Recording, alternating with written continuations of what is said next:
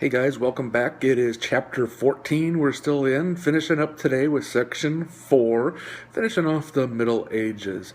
We've been talking a little bit about the Age of Faith and the growth of cities, and we talked a little bit about England and dipped into France just a little bit.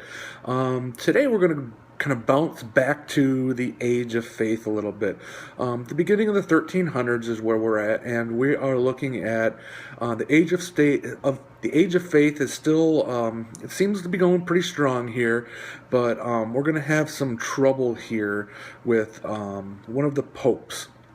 Pope Boniface the VIII issued a decree in 1300 that said that all kings had to follow the rules laid out by the popes, which basically means that even though you are the king and have all kinds of power because you are in charge, you don't have ultimate power. The pope is going to have that, and he is going to say, dictate the law down from God to the kings, who are then going to follow the laws.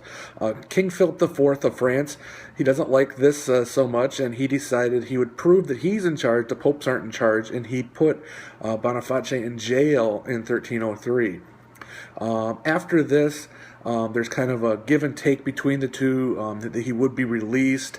He held him through September or so of that year, but he was going to bring him the trial. Boniface wound up dying instead of going to trial, and it's just it's a lot of stuff that you don't need to know. But the main point here is that never again would popes have power over monarchs. This kind of settles it right here, that here on earth at least the kings are in charge and the popes are not. And so what winds up happening here right after that is Philip IV moves the papacy to Avignon. Remember, the papacy is near Rome. Vatican City today is where it is at. And so he moves it to France, into Avignon, a little city. And it would stay there for 69 years. And then some cardinals in the church tried to move it back, and they elected a new pope, Urban VI. And as soon as they do that, they realize almost right away he's a terrible pope that doesn't know a lot of the religious background of the church, doesn't know a lot of the canon law and things like that. And so they elect a new pope right away. And so now we have kind of pope versus pope match off, and both of them are saying, I'm the real pope, the other one's a false pope. And so we have these false prophets, and there's a lot of chaos in the church, and some people are starting to split away from the church. And then the College of Cardinals winds up putting in a third pope to try to dismiss the other two, and it's just a huge mess that isn't really settled until 1417, when Martin V is elected as pope, and he is elected in Rome. And so this is called the Great Schism of the church. A schism would be a division or a split. And so when we talk about the Great Schism, this is the Pope versus Pope. If you remember that, you'll be good to go for the class. So after this, some scholars are looking at this and thinking, well, the problem with the popes are the popes are still human beings, and so they may interpret things incorrectly. And so there's some scholars, John Wycliffe is who we're going to look at in particular. He challenges the pope's authority and says that Jesus Christ is really the true head of the church, and the Bible should be the final word on all decisions for the church. He also, if he would have ended there, things might have been okay, but he also went forward and said that the clergy of the church had too much money.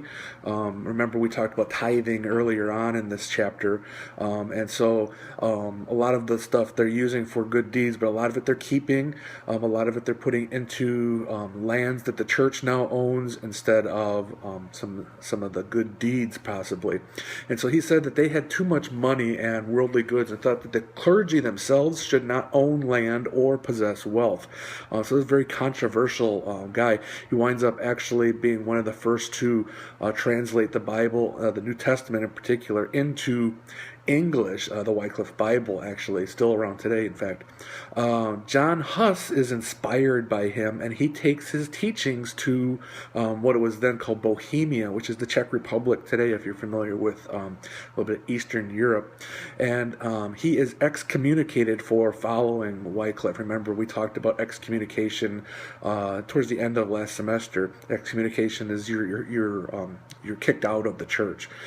He was then tried for heresy, which would mean that he's teaching things that are against the church, and he would eventually be burned at the stake in 1415. So things didn't end so pleasantly for him. While all this is going on, we have probably the most telling sign of the Middle Ages, and that's the plague. It starts in Asia, and it followed trade routes to Sicily, Italy, Spain, and eventually all the way up into France and England and to parts of Africa. Now remember, when we talked about the Crusades, I said to look at that map and kind of follow that. The trade routes that wind up, because of the routes for the Crusades, they wind up becoming trade routes, and these are the kind of the direction that the plague would go. The plague was nicknamed the Black Death because of the black or dark purple spots that show up on the skin. You can see that kind of in the bottom of the PowerPoint there. That is actual plague. It still exists today. It's just much more controlled. The way that it was carried is rats carried fleas, and the fleas carried the disease. So a lot of people think that the rats were the ones to blame. It was actually the fleas that were on the rats, and the fleas would jump off the rats onto the people. And the reason that people didn't really realize this is people did not regularly bathe this time. So people had fleas, people had lice regularly, and so they didn't notice when these new fleas were coming about. And remember, there is no sewers. We talked about in the last section or so the conditions of the streets and the villages, where all these rats were just perfect breeding ground for them to just keep on going, and then that would give a perfect little breeding ground for the fleas, and so it spread very, very, very rapidly. And so if we look, here is the map.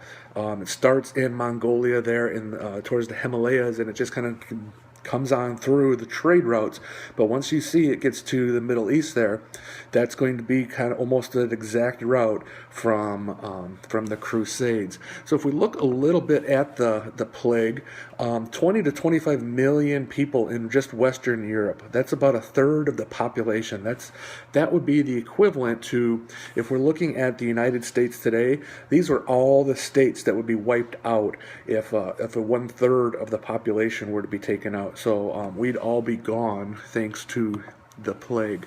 Some signs and symptoms of the plague. And these are important because you're going to be doing a project on these, and so make sure that you're paying special attention here. But some signs and symptoms are painful swelling of the lymph nodes, especially in the armpits and the groin, purplish and black spots, a high fever, chills, delirium, and the telltale sign would be death, of course. So the effects that the plague has are going to be, first off, town populations fell. The problem isn't in the countryside, in the rural areas. It's in town, where the fleas can jump from person to person, from rat to rat, from rat to person. And so people start realizing the people out in the farms aren't catching this, and so they are moving out of the town. So remember, we had this mass rush into the towns. Now people are leaving the towns. And so what's going to happen is people start realizing the people who are coming in on these trade routes are bringing this with them, and so the trade starts to decline, and so prices start to rise because people aren't trading anymore, and so serfs left the manor now to look for better pay because they can't afford the things that they are you're trying to purchase. And so there's revolts all over Europe, mostly by the peasants, for higher pay.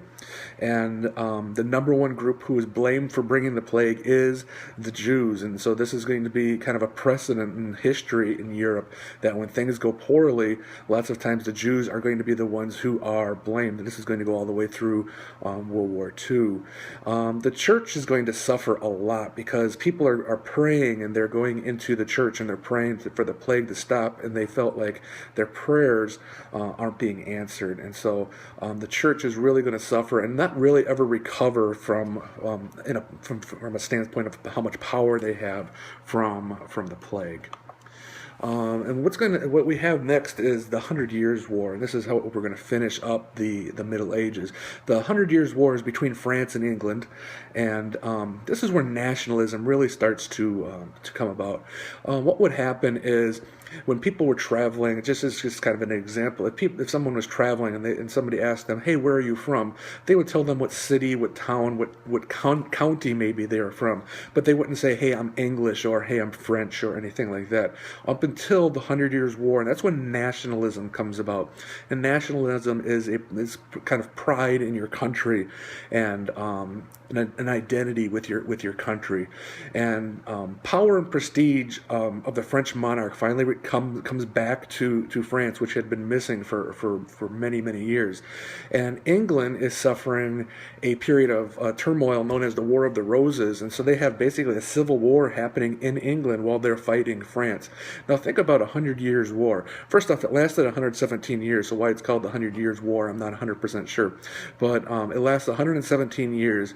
And if you stop and think about that, that's a long gosh darn time for two countries to be mad at each other. You figure we were at war with Germany just 70 years ago, and we're somewhat chummy with Germany here. We've made up just in that little bit of time. So most historians, though, are going to consider the 100 Years' War to be basically the end of the Middle Ages, and so that's what we are going to consider to be the end of the Middle Ages as well, and that is the end of chapter 14. And so we will see you in class, and have a great night, folks.